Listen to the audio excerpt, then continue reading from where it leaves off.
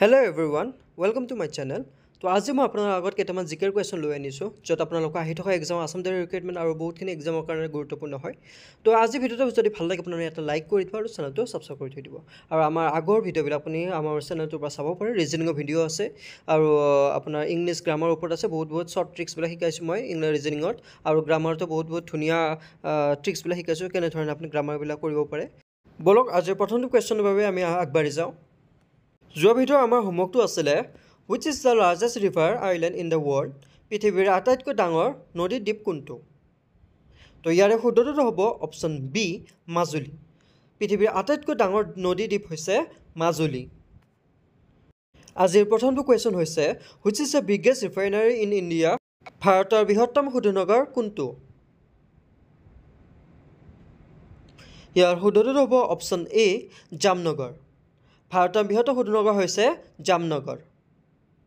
Next, which refinery was establish due to Assam accord, Assam চুক্তিৰ বাবে কোনটো শোধনাগাৰ স্থাপন কৰা হৈছিল?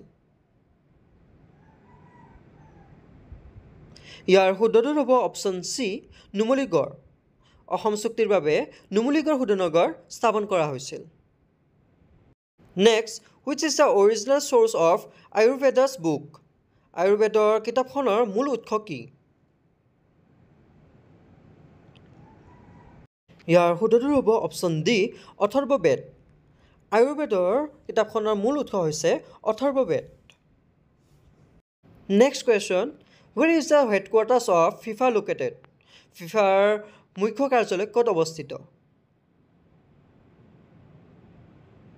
ইয়াৰ শুদ্ধটো হ'ব অপশ্যন এ জুৰিক। ফিফাৰ মুখ্য কাৰ্যালয় জুৰিকত অৱস্থিত। Next, name the first Assamese mini magazine, প্ৰথম অসমীয়া ক্ষুদ্ৰতম আলোচনীখন কোনখন? ইয়াৰ শুদ্ধটো হ'ব অপশ্যন চি বিন্দু। প্ৰথম অসমীয়া ক্ষুদ্ৰতম আলোচনীখন হৈছে বিন্দু। Next, which of the following bank becomes the first private bank to open branch in Lakshadweep, নিম্নলিখিত কোনটো বেংক লক্ষাদ্বীপত শাখা খোলা প্ৰথম ব্যক্তিগত বেংক হৈছে? ইয়াৰ শুদ্ধটো হ'ব option D HDFC bank.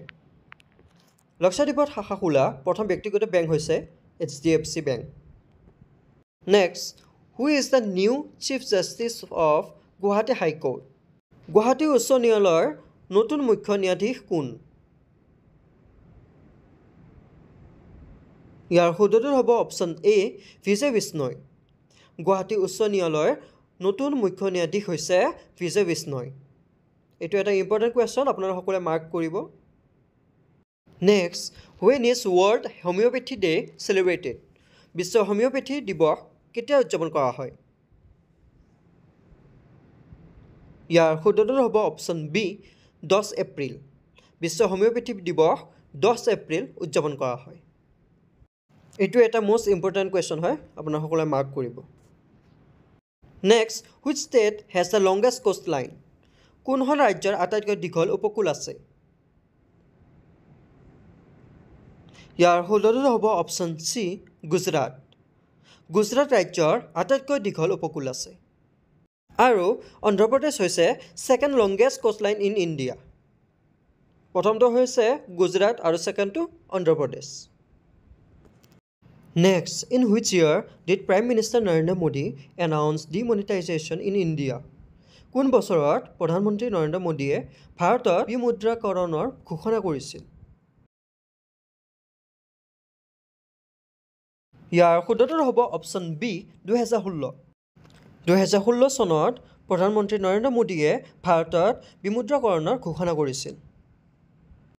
Next, who was the president of the Swaraj party in Assam during freedom movement, স্বাধীনতা আন্দোলনৰ সময়ত অসমত স্বৰাজ পাৰ্টি সভাপতি কোন আছিল? ইয়াৰ শুদ্ধটো হ'ব অপশ্যন চি তৰুণৰাম ফুকন।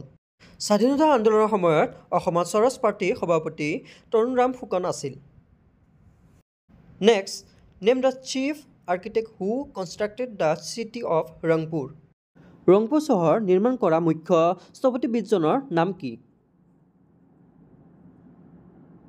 ইয়াৰ শুদ্ধটো হ'ব অপশ্যন এ ঘনশ্যাম খানিকৰ ৰংপুৰ চহৰ নিৰ্মাণ কৰা মুখ্য স্থপতিবিদজনৰ নাম হৈছে Ghanashyam Khanikar next where is blood produced in the human body মানৱ শৰীৰত তেজ ক'ত উৎপন্ন হয় ইয়াৰ শুদ্ধটো হ'ব অপশ্যন বি হাড়ৰ মজা মানে বন মেৰ' মানৱ শৰীৰত তেজ ক'ত উৎপন্ন হয় হাড়ৰ মজাত বন মেৰত উৎপন্ন হয় নেক্সট ৱেন ৱাজ WTO মানে ৱৰ্ল্ড ট্ৰেড অৰ্গেনাইজেশ্যন ইষ্টাব্লিছ বিশ্ব বাণিজ্য সংস্থা কেতিয়া প্ৰতিষ্ঠা কৰা হৈছে ইয়াৰ শুদ্ধটো হ'ব অপশ্যন এ 1995 চনত বিশ্ব বাণিজ্য সংস্থা 1995 চনত প্ৰতিষ্ঠা কৰা হৈছিল next the total length of Bogibeel bridge is Bogibeel দলঙৰ মুঠ দৈৰ্ঘ্য কিমান ইয়াৰ শুদ্ধটো হ'ব অপশ্যন এ 4940 মিটাৰ বগীবিল দলঙৰ মুঠ দৈৰ্ঘ্য হৈছে 4940 মিটাৰ বহুত ইম্পৰ্টেণ্ট কুৱেশ্যন এইটো মনত কৰিব next according to 2011 census literacy rate of Assam is 2011 চনৰ লোকপিয়ল অনুসৰি অসমৰ সাক্ষৰতাৰ হাৰ কিমান ইয়াৰ শুদ্ধটো হ'ব অপশ্যন চি 72.19% 2011 চনৰ লোকপিয়ল অনুসৰি অসমৰ সাক্ষৰতাৰ হাৰ হৈছে 72.19% next the term grand slam is associated with grand slam শব্দটো কিহৰ সৈতে সম্পৰ্কিত ইয়াৰ শুদ্ধটো হ'ব option D tennis grand slam শব্দটো টেনিছৰ সৈতে সম্পৰ্কিত next in which lake the golden temple is located স্বৰ্ণ মন্দিৰ কোনখন হ্ৰদত অৱস্থিত ইয়াৰ শুদ্ধটো হ'ব অপশ্যন এ অমৃত সৰোবৰ লেক আৰু এই গল্ডেন টেম্পলটো ক'ত আছে পাঞ্জাৱত আছে Punjab north India next where is the river research centre in Assam অসমত নদী গৱেষণা কেন্দ্ৰ ক'ত অৱস্থিত